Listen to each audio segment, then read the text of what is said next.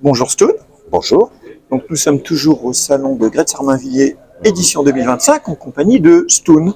Ouais. Donc Stone, c'est ton vrai nom bien sûr.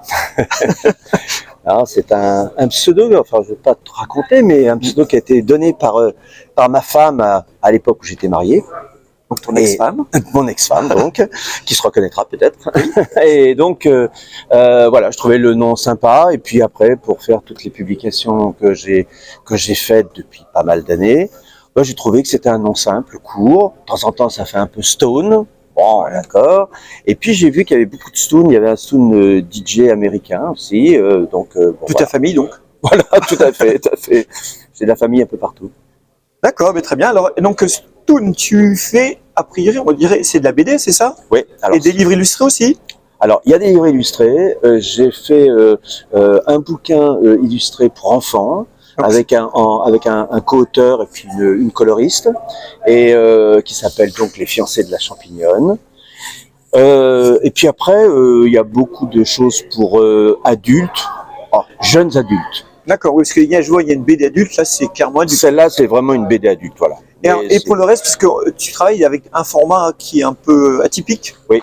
Parce que les BD, souvent, c'est format à peu près A4 ou pas loin. Absolument. Et là, c'est plus un peu livre, donc c'est... Ouais, j'ai choisi parce que c'est un ami qui est aussi auteur et qui m'a dit moi ce que j'aime c'est lire dans le métro, et dans le métro tu te retrouves pas avec un il me dit avec un petit bouquin, un petit A5, donc A5 c'est le format 14 ou 15 cm, je sais plus combien, sur 21. Et bien avec ce format là voilà, tu peux l'ouvrir dans le métro, tu peux l'ouvrir n'importe où, et je trouve que c'est plus pratique. Puis en même temps, t'es pas obligé de faire 40 000 pages. Hein. Moi, le plus gros, c'est le Hasard, qui doit avoir à peu près presque 200 pages. Ah oui, quand même, 200 pages. Donc il est plus petit en format, mais voilà. Après, tu as regardé, hein, la lecture, elle est tout à fait correcte, et bon, à moins d'avoir être vraiment très miro. Enfin, voilà. Alors, et là-dedans, tu fais que le dessin, tu fais le scénario, tu fais tout. Là, depuis la seule collaboration, c'était le livre pour enfants, parce que je me sentais pas capable de faire quelque chose pour les gosses. Mais depuis, oui, je fais que des BD, je fais la totalité. Alors, un temps consacré au scénario pendant pas mal d'années, puis après, hop, dès que c'est enclenché, je me mets à la réalisation.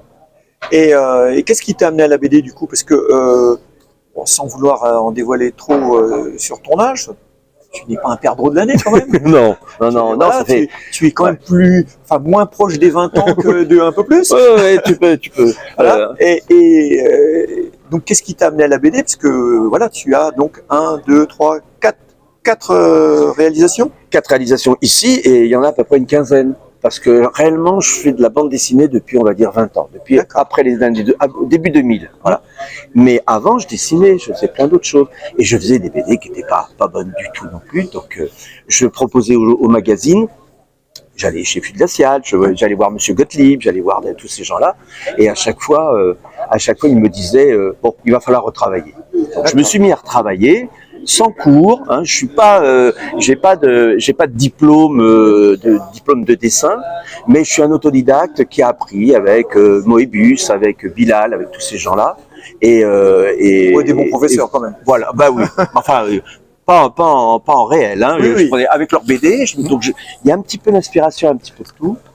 Quelques Américains comme Vogue Baudet ou Frazetta aussi que j'aimais bien. Et puis voilà.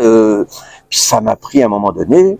Alors, ce qui m'a vraiment influencé et qui m'a donné l'envie de faire de la BD et de l'éditer, c'est l'auto-édition. C'est-à-dire qu'il y a une société, une boîte qui s'appelle, un site internet d'ailleurs qui s'appelle Book Edition, qui m'a dit un jour, est-ce que vous voulez figurer parmi notre catalogue, et en même temps on vous édite votre livre. Donc ça m'a permis à la fois d'avoir des bouquins que je pouvais proposer dans des salons, et en même temps être sur leur site internet. Ça veut dire que ça me faisait un petit peu de pub.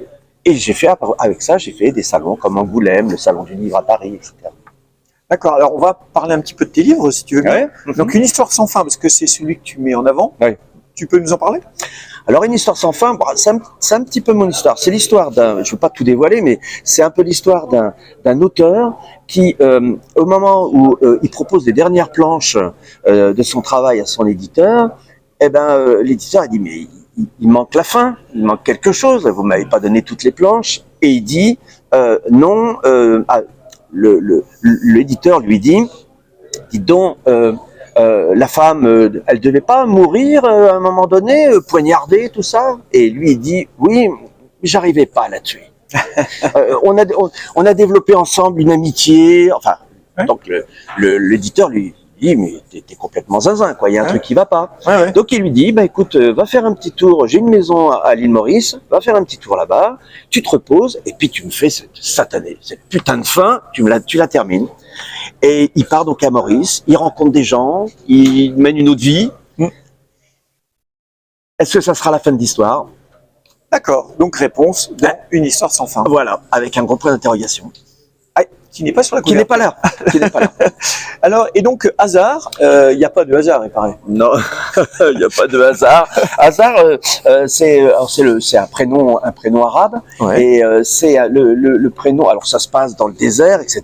C'est un livre, une histoire un peu apocalyptique, un post-apocalyptique. Et c'est des petits robots, dont un qui s'appelle Syntex. Donc il y a des petites références. Puis là c'est pareil, tout est mêlé, donc je peux pas non plus tout dévoiler. Mais c'est une petite référence au Petit Prince.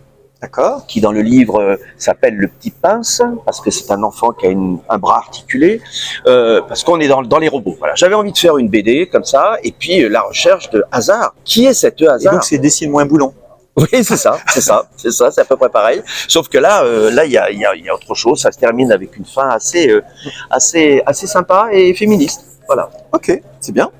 Et alors, on va passer à ta BD pour adultes. Donc, c'est Alors- à ne pas vendre aux enfants. Sur Oui. les enfants, ne Alors- l'achetez pas. Alors, Vox Populi. Alors la BD Vox Populi, c'est un gros délire que j'ai fait en quelques mois. Ouais. J'avais envie de faire quelque chose qui soit rapidement dessiné en bicolore, etc.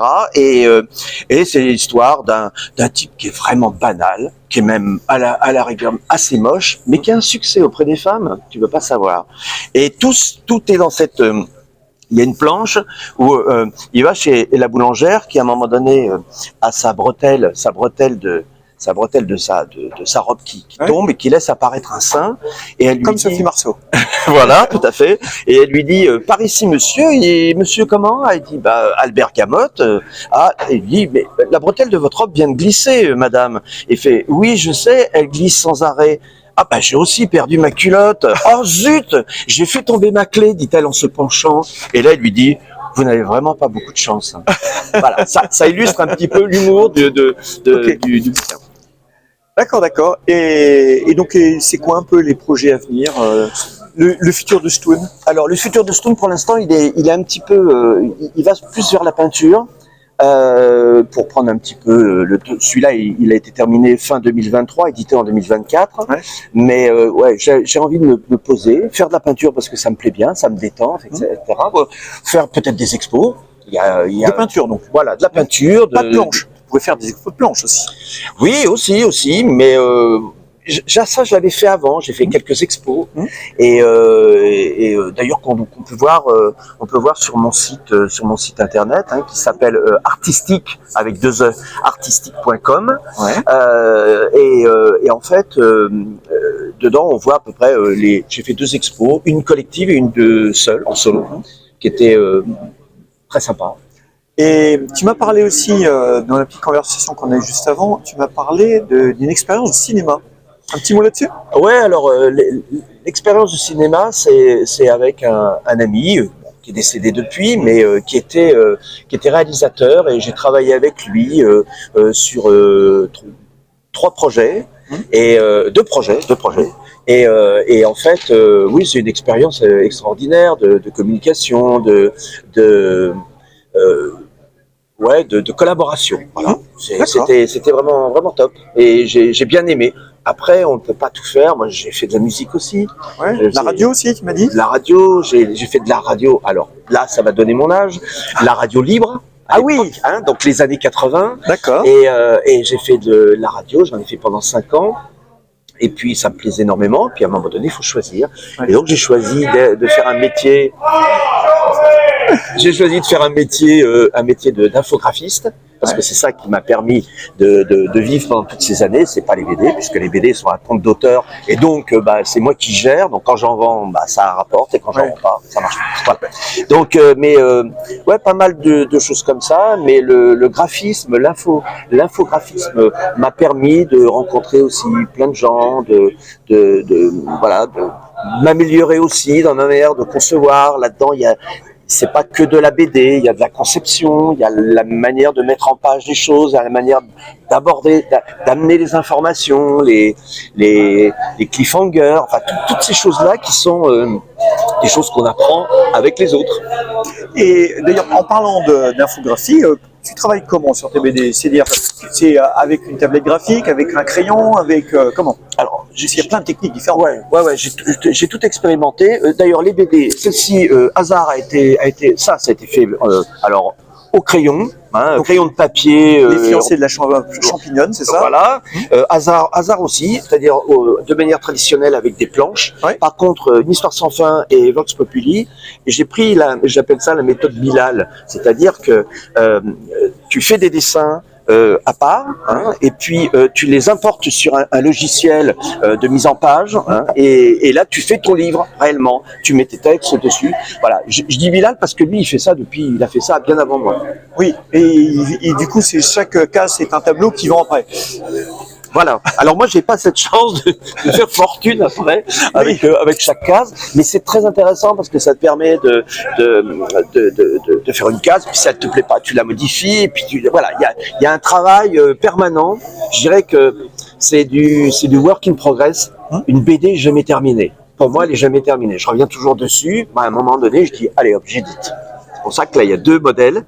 Parce que là, j'ai travaillé il y en a un où j'ai travaillé sur une première. Enfin, tu le vois, les deux couvertures sont légèrement différentes. Voilà. Effectivement. Et j'ai travaillé dessus, puis je suis revenu, j'ai modifié des pages, j'en ai rajouté, etc.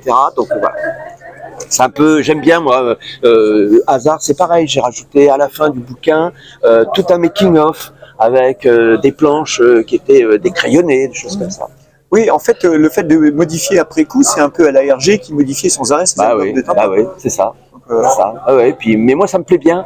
Ouais. Ça me plaît. J'aime bien cette. Il n'y a pas de final cut. Enfin, il y a toujours, il y a un truc on rajoute et puis on rajoute et puis des fois on enlève. Quand on est en auto-édition, c'est justement cette liberté-là, c'est que s'il y a un truc on dit tiens, j'aurais pas dû faire ça, on peut le changer. Voilà. On fait des petits tirages et on réédite et voilà. Et ça coûte pas trop cher. Alors que quand tu travailles avec un éditeur qui en commande 10 000 et que lui dit ça me gêne, c'est un petit peu dans cette histoire quand il dit à son éditeur non, je peux pas la tuer. Il dit attendez, vous allez me foutre tout en l'air parce que c'est vrai, vous allez me faire couler. Moi j'ai fait des prévisions, je vais en commander peut-être 50 000 ou quand même plus parfois pour certains dessinateurs.